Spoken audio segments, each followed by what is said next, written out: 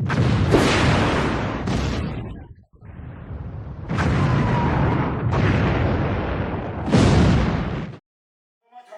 appelons les organisations de défense des droits de l'homme et les pays démocratiques à prendre position contre l'attaque turque. Quiconque ne s'oppose pas à cette attaque est considéré comme un partisan de cette Face aux terroristes d'Erdogan, qu'imposons-nous ici, là-bas et ailleurs? C'est la résistance, tous ensemble. Aujourd'hui, nous envoyons un message au Rojava en disant, nous ici, nous résistons de façon démocratique, tandis que vous êtes sur les bombes, mais que vous résistez, et vous êtes encore capable de nous donner le moral en disant, nous résistons, vous en Europe, ne baissez pas les bras. Nous appelons les partis politiques, syndicats, associations et toutes les personnes attachées à la démocratie, la justice et la paix à élever la voix contre cette agression militaire, contraire à toutes les morales et toute loi. Nous exhortons l'ONU à mettre en place d'urgence une zone d'exclusion aérienne au nord de la Syrie et de prendre immédiatement toutes les mesures qui s'imposent pour protéger et répondre aux besoins humanitaires de la population civile de la région. Nous demandons aux organisations internationales, européennes, de prendre contre les régimes d'Erdogan toutes les sanctions diplomatiques et économiques nécessaires pour le faire renoncer à son propre projet d'invasion et de nettoyage ethnique au nord de la Syrie. Nous demandons enfin à la France de prendre le commande de la coalition internationale de la lutte contre Daesh et de déployer des troupes le long de la frontière turco-syrienne pour stopper l'invasion turque et protéger la population civile. La résistance continue. On salue encore une fois très fort le Rojava.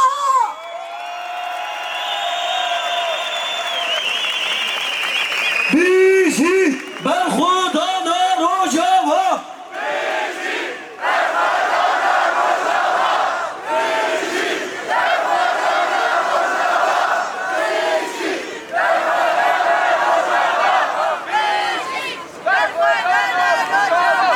Il y a quelques mois, quelques années, quand nous étions ici, lors de la lutte victorieuse du peuple kurde contre Daesh, nous parlions de villes comme Kobané, Afrin. Jamais nous n'aurions pensé que nous aurions la nécessité de nous retrouver ici, de nouveau, pour parler de ces mêmes villes, mais cette fois-ci, pour dire non à l'invasion de l'armée d'Erdogan. C'est un non-sens historique, ce qui se passe au nord-est de la Syrie. C'est un non-sens historique, car ce sont nos plus fidèles alliés, les plus fidèles alliés de la France. Mais il faut aller plus loin. Nous avons maintes fois demandé à la France de sortir de cette espèce de fausse neutralité, et notamment de faire en sorte que le PKK ne fasse plus partie des organisations terroristes. Nous le demandons parce que nous savons que ce sont également des soldats qui ont pour référence le PKK, qui ont combattu Daesh. Comment imaginer que ceux qui ont combattu le terrorisme de Daesh soient aujourd'hui classés du côté des terroristes? Le gouvernement devrait se mettre en route pour prendre une position ferme. Elle a peur que la Turquie renvoie les réfugiés en France. L'Europe se tait, mais nous, les Verts, ne nous taisons pas. Nous vous soutenons. Vous avez ici le maire écologiste du 2e arrondissement, Jacques Bouteau, et notre conseiller de Paris, monsieur Jérôme Blaise. Je ne les ai pas vus, non, mais j'ai fait ça dans l'ordre. Arkadaşlar, sizi unutmayacağız. Sizle beraberiz. Siz cesur bir halksınız ve sizinle beraber olacağız. Chers amis, chers camarades, en quelques mots, réaffirmer au nom du nouveau parti anticapitaliste notre solidarité pleine et entière et internationaliste avec le peuple kurde. Nous serons à votre côté jusqu'au bout pour le droit à l'autodétermination du peuple kurde, que ce soit au nord de la Syrie, en Iran, en Irak ou que ça soit en Turquie, et que rien ne pourra empêcher votre combat pour l'émancipation. Aujourd'hui, vous avez beaucoup de soutien. Tant mieux.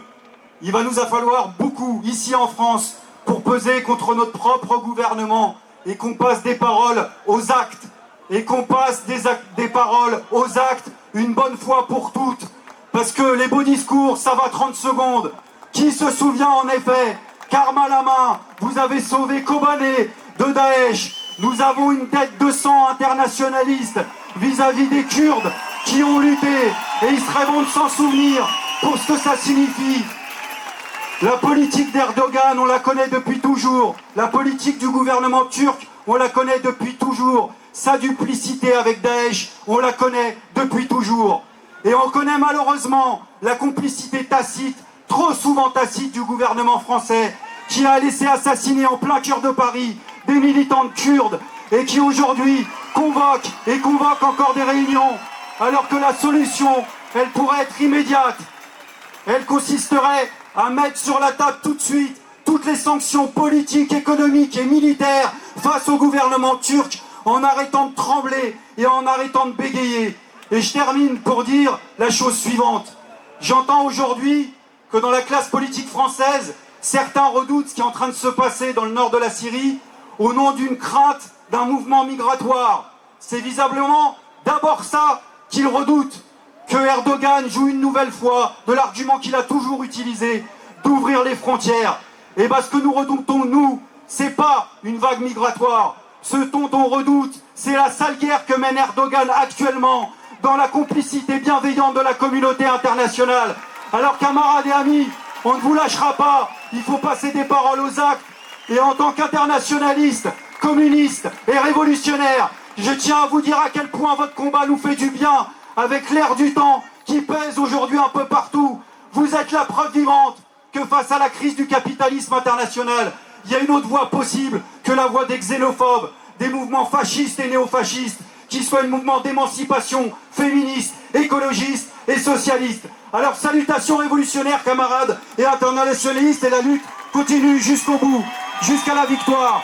Et retirez, dernier message, et j'espère que tous ceux et toutes celles qui sont présents en termes de soutien s'associeront, et je crois qu'on en a déjà discuté, pour réclamer au gouvernement français de retirer le PKK de la liste des organisations terroristes en faisant pression sur le Conseil européen pour ça. Merci.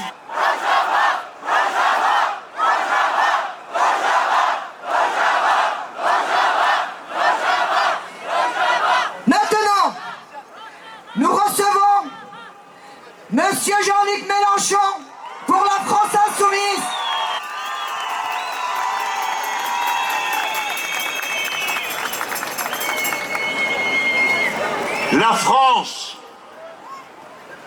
La France que vous aimez, vous autres là-bas, Loire, Rojava, la France, son peuple, ses drapeaux, ses espoirs et son amour sont avec vous au Rojava.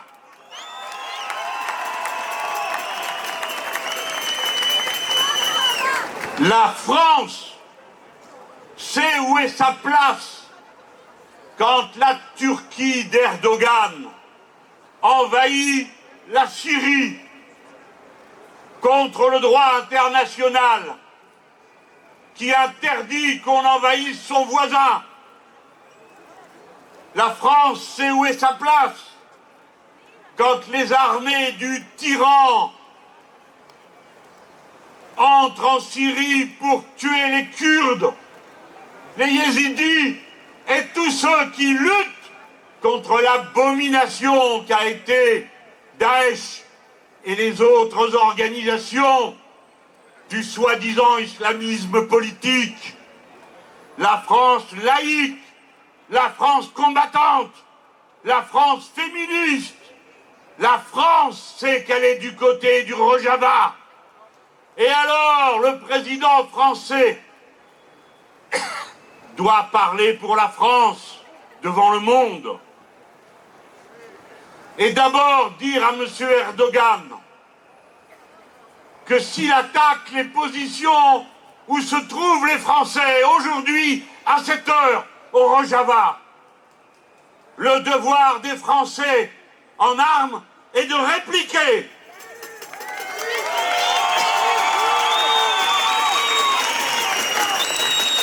Le devoir de tous ceux qui sont armés devant les troupes turques est de répliquer et de mener implacablement la guerre pour vaincre Erdogan le terroriste et ses troupes qui sont celles du fascisme, de l'obscurantisme contre les peuples de Syrie et du Kurdistan.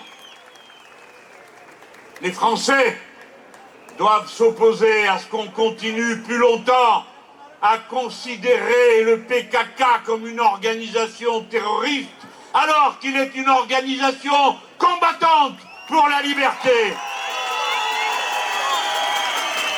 Les Français exigent la libération de Öcalan parce qu'il est un combattant de première ligne dans la lutte contre Daesh et contre le régime turc. Mes derniers mots ici, entourés de mes camarades, s'adressent au peuple turc et au peuple syrien, mais au peuple turc d'abord. Vous autres, les Turcs, vous êtes nos amis, vous n'êtes pas nos ennemis et nos adversaires. Vous autres, les Turcs, qui avez organisé la déroute électorale d'Erdogan à Istanbul, à Ankara et dans tant de villes, faites votre devoir. Soulevez-vous aux côtés des Kurdes et des Syriens envahis. Les Turcs, les Kurdes, les Syriens, les Français parlent tous la même langue. La langue de l'international des êtres humains. Paix, tranquillité, respect mutuel, droits des hommes et des femmes. Voilà la langue que nous parlons contre les maudits comme Erdogan, Daesh et les autres organisations de l'obscurantisme. Je tiens à votre nom remercier les autorités françaises politiques qui actuellement ils sont actifs pour soutenir la lutte légitime de nos filles et nos garçons qui sont dans les champs de bataille, qui font face aux groupes terroristes soutenus par le chef du terrorisme au Moyen-Orient, Recep Tayyip Erdogan, le chef des fanatiques qui veut...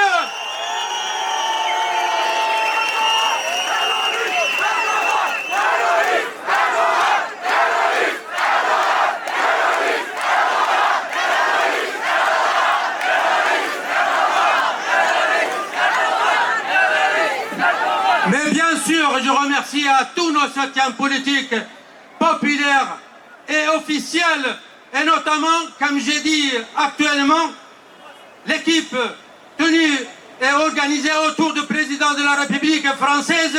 Il travaille énormément pour mobiliser les forces et les politiques internationales pour soutenir notre lutte légitime.